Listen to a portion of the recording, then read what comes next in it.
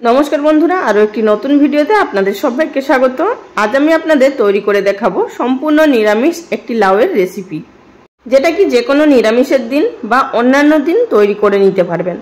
गरम भातेर साथे खेते असाधारण लागे। चलुन ताहले शुरू करा जाक आजकेर एई भिडियोटी। सबार प्रथमे आपनादेर एखाने आमी देखिए दिচ্ছি। आमी एखाने नियेछि एकटी छोटो साइजेर लाउ। लाउटाके आमी आगे थाकते भालोभाবে পরিষ্কার জল দিয়ে ধুয়ে এভাবে জিরিজিরি করে কেটে নিয়েছি। আর এখানে আমাদের যেটা মেন উপকরণ লাগছে সেটি হচ্ছে 1 টেবিল চামচ পরিমাণ পাঁচ ফোড়ন। আর নিয়েছি দুটো মাঝারি সাইজের আলু, সেটিকে ছোট ছোট ডুমো ডুমো করে কেটে নিয়েছি এবং পরিষ্কার জল দিয়ে ধুয়ে নিয়েছি। এবার চলে যাব সরাসরি রান্নাটা তৈরি করার পদ্ধতিতে। প্রথমে গ্যাস ওভেনের উপরে 1 টেবিল চামচ পরিমাণ সরষের তেল গরম করে তার মধ্যে বিউলি ডালের বড়ি 8 থেকে 10টা ভেজে নিচ্ছি। এখানে আপনারা আপনাদের পছন্দ মতো যে কোনো বড়ি ব্যবহার করতে পারেন।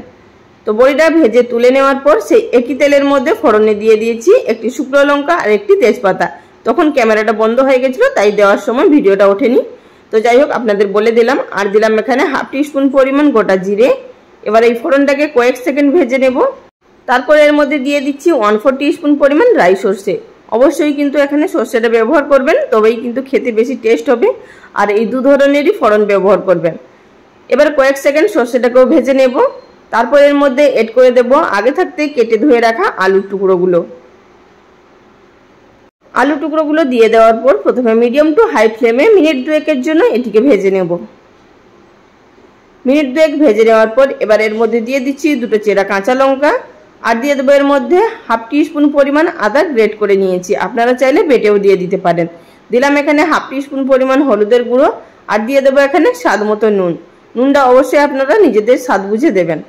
আর অন্যান্য তরকারির তুলনায় কিন্তু লাউয়ের তরকারির মধ্যে একটু হলুদের পরিমাণটা কম লাগে। এবার এটিকে নাড়াচাড়া করে ভেজে নেব আরো একটু লাল হওয়া পর্যন্ত।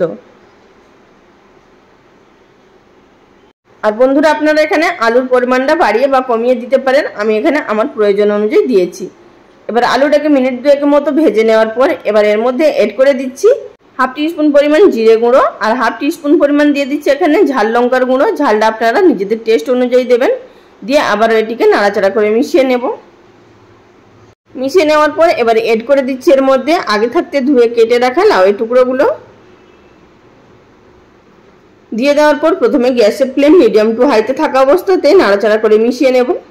বন্ধুরা এছাড়াও আমার চ্যানেলে প্রচুর নিরামিষ রেসিপি বা বিভিন্ন ধরনের সবজির রেসিপি আপলোড করা আছে, আপনারা চাইলে সেই সমস্ত রেসিপিগুলো দেখে নিতে পারেন। আশা করি আপনাদের ভালো লাগতে পারে। তো আমার এখানে লাউটা ভাজা হয়ে গেছে। এবার এর মধ্যে এড করে দেব একটি মাঝারি সাইজের টমেটোর অর্ধেকটা পাতলা পাতলা করে কেটে। এখানে খুব বেশি টমেটো দেব না, লাউয়ের তরকারির মধ্যে যদি টক ভাব চলে আসে তাহলে কিন্তু খেতে ভালো লাগে না। তো এখানে আমি অল্প পরিমাণেই ব্যবহার করলাম, আপনারা যদি একটু বেশি পছন্দ করেন সেক্ষেত্রে একটা টমেটো দিয়ে দিতে পারেন। তো এবার নাড়াচাড়া করে মিশিয়ে নিলাম। এবার গ্যাসের ফ্লেম একেবারে লোতে করে দিয়ে এটিকে ঢাকা দিয়ে রান্না করে নেব প্রায় 10 মিনিট মতো। তার মাঝখানে আমরা অপর দিকে একটি মশলা বানিয়ে নেব।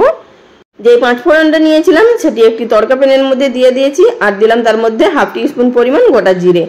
এবার এটিকে এইভাবেই কিন্তু আমাদেরকে ভেজে নিতে হবে। এভাবেই শুকনো অবস্থাতে ভেজে নিতে হবে, মানে ড্রাই রোস্ট করে নিতে হবে। এখানে কিন্তু সুন্দর একটা যখনই গন্ধ বেরোবে সেই অবস্থায় কিন্তু আমাদের এটিকে নামিয়ে রাখতে হবে। খুব বেশি ভাজলে কিন্তু পুড়ে যাবে, তখন কালারটা নষ্ট হয়ে গেলে স্বাদটাও নষ্ট হয়ে যাবে। সুতরাং এইভাবেই আমাদেরকে ভেজে নামিয়ে নিতে হবে। তো দেখতে পাচ্ছেন এখানে ভাজা হয়ে গেছে। এবার এটিকে নামিয়ে গুঁড়ো করে নেব। তো এবার দেখে নেব তরকারিটা ঠিক কতটা পরিমাণ আমাদের সিদ্ধ হয়েছে। তো এখানে দেখতেই পাচ্ছেন আগের তুলনায় অনেকটাই মজে গেছে। আর জলও কিন্তু প্রচুর পরিমাণে বেরিয়েছে, যেহেতু এটি কচি লাউ ছিল তাই এখানে আর জল দেওয়ার কোনো প্রয়োজন নেই। লাউ থেকেই যে জল বেরোবে তাতেই কিন্তু রান্নাটা সম্পূর্ণ তৈরি হয়ে যাবে। এখনো কিন্তু আমাদের রান্নাটা সম্পূর্ণ তৈরি হয়নি। এর মধ্যে আমি দিয়ে দিচ্ছি কিছুটা পরিমাণ সিদ্ধ করে রাখা ছোলা। আমি এখানে কাবলি ছোলা সকালে রান্না করেছিলাম, তাই সেখান থেকে কিছুটা পরিমাণ রেখে দিয়েছিলাম সিদ্ধ। তো সেখান থেকেই আমি কিছুটা ব্যবহার করেছি, প্রায় 1 মুঠো পরিমাণ। আর আপনারা চাইলে এখানে কালো ছোলাও ব্যবহার করতে পারেন, সেক্ষেত্রে লাউটা যখন এড করলাম তখন কিন্তু দিতে হবে। এখানে সিদ্ধ করা ছিল বলে আগে থাকতে তাই এই পর্যায়ে ব্যবহার করলাম। তো বন্ধুরা ছোলাটা দিয়ে ভালোভাবে আবারও মিশিয়ে নেব। মিশিয়ে নেওয়ার পর গ্যাসের ফ্লেম আবারও লো টু মিডিয়ামে করে দিয়ে এটিকে ঢাকা দিয়ে আরো রান্না করে নেব প্রায় 5 মিনিট মতো, যেহেতু এখনো পর্যন্ত লাউটা সিদ্ধ হয়নি। তো তো আবারও 5 মিনিট মতো সিদ্ধ করে নেওয়ার পর এবার ঢাকাটা তুলে নিচ্ছি আর আপনাদের দেখিয়ে দিচ্ছি এখানে লাউটা কিন্তু অনেকটা আরো মজে গেছে আর প্রায় সিদ্ধ হয়ে এসছে। এই পর্যায়ে এর মধ্যে অ্যাড করে দেব সামান্য পরিমাণ চিনি, প্রায় হাফ চামচের থেকেও কম। আর আপনারা যদি আরো একটু বেশি মিষ্টি খেতে পছন্দ করেন সেক্ষেত্রে মিষ্টির পরিমাণটা বাড়িয়ে দিতে পারেন। তবে আমাদের বাড়িতে কেউ মিষ্টি খেতে বেশি পছন্দ করে না, তাই আমি এখানে সামান্য পরিমাণ ব্যবহার করলাম। এবার এর মধ্যে দিয়ে দিচ্ছি আগে থাকতে 5 ফোড়ন এবং জিরে ভেজে রাখা সেই গুঁড়োটা। তো তার মধ্যে থেকে আমি দিলাম 2 টেবিল চামচ পরিমাণ মতো। এর থেকে কিন্তু আর দেবেন না বেশি, আমরা যে পরিমাণে লাউ এবং আলু নিয়েছি তার জন্য কিন্তু এটাই যথেষ্ট। এবার এটিকে ভালোভাবে নাড়াচাড়া করে মিশিয়ে নেব। আর বন্ধুরা, এই ভাজা মশলাটা মেশানোর পরে কিন্তু অপূর্ব টেস্ট হয় এবং ফ্লেভারও কিন্তু দুর্দান্ত হয়। আপনারা অবশ্যই এই পদ্ধতিতে যদি না খেয়ে থাকেন একবার বাড়িতে তৈরি করে খেয়ে দেখবেন, তারপর খেয়ে আমাকে কমেন্ট করে জানাবেন আপনাদের কেমন লেগেছে। সবশেষে দিয়ে দিলাম আগে থাকতে ভেজে রাখা বড়িগুলোকে কিন্তু এইভাবে হাত দিয়ে একটু ভেঙে দিয়ে দেব, এতে করে তরকারির সঙ্গে মিশে যাবে আরও খেতে কিন্তু ভালো লাগবে। তো এইভাবে একটু নাড়াচাড়া করে মিশিয়ে নেব। আর এবার ঢাকা দিয়ে মাত্র 2 মিনিট জন্য রেখে দেবো, যাতে করে বড়ির ফ্লেভারটা তরকারির মধ্যে ঢুকে। মিনিট 2 মতো ঢাকা দিয়ে রান্নাটা করে নিলাম লো ফ্লেমে। এবার ঢাকাটা তুলে নেব। আমাদের এখন রান্নাটা কিন্তু সম্পূর্ণ তৈরি হয়ে গেছে। এবার একটু নেড়ে শুধু মিশিয়ে নেব। আর বন্ধুরা, আপনারা চাইলে সবশেষে হাফ টিস্পুন পরিমাণ ঘি দিতে পারেন, তবে আমি আর এখানে ঘি ব্যবহার করছি না। আশা করি দেখে বুঝতে পারছেন যে তরকারিটা খেতে কতটা টেস্ট হবে। নিরামিষের দিন শুধু ডাল ভাতের সাথে এই রেসিপি যদি থাকে আর কোনো কিছুরই প্রয়োজন নেই, বা এটা দিয়েও কিন্তু শুধু খাওয়া হয়ে যাবে। তো বন্ধুরা, রেসিপি কেমন লাগলো অবশ্যই লাইক কমেন্ট করে জানাবেন। আজ এই পর্যন্ত, সবাই ভালো থাকবেন। নমস্কার।